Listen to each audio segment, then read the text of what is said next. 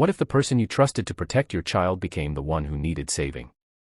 What if a quiet act of cruelty nearly destroyed a young teacher's life, but also revealed the strength of a single father's courage and a mother's fury? This is not just a story about a tragedy in a schoolyard. It's about love, sacrifice, and the unstoppable force of justice. Stay with me until the end, because what happens will leave you with chills and hope. Emily Grace had just begun her second year as a teacher. She was young, passionate, and the kind of woman who saw potential in every child, even when others didn't. Her classroom smelled of fresh markers and old books, her desk stacked with colorful sticky notes that reminded her of lesson plans and encouragements like, "Be patient. They're just kids." But not every child saw her kindness as strength.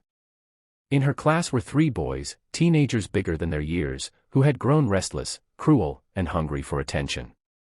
They mocked her gentle voice, laughed at her bright dresses, and whispered in the halls that she was too soft to control them. She tried everything: detentions, talks with parents, extra time after class, but nothing stuck. It was a rainy Thursday afternoon when things went too far. Emily stayed late to finish grading, the hallways dim and echoing.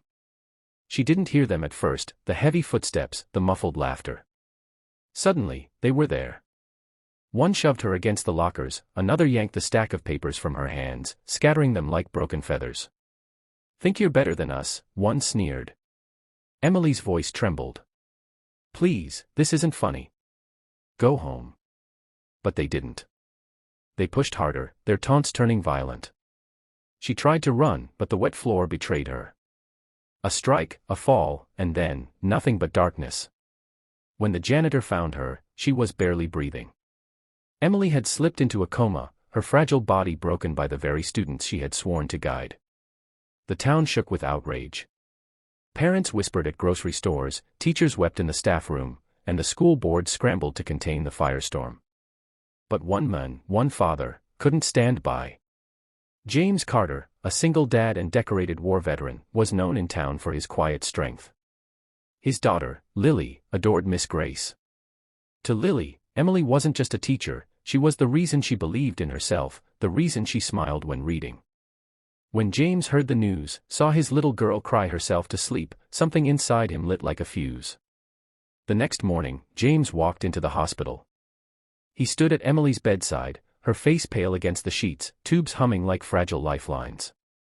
He didn't know her beyond parent-teacher meetings and polite smiles. But he knew this: she had fought for his daughter when the world gave up. Now it was his turn to fight for her. Days turned into weeks. Emily lay still, caught between life and death. James visited every day, sometimes with Lily, who read her favorite stories aloud in case her teacher could hear. Other times James sat in silence, his rough soldier's hands folded, whispering prayers he hadn't spoken since the war. But someone else was watching, someone whose grief turned sharper with every passing hour. Emily's mother, Margaret Grace. Margaret was no ordinary woman. Widowed young, she had raised Emily with fire in her bones. She had watched her daughter grow into a teacher, full of light, only to see that light nearly snuffed out by cruelty. And Margaret. Margaret was not the type to forgive.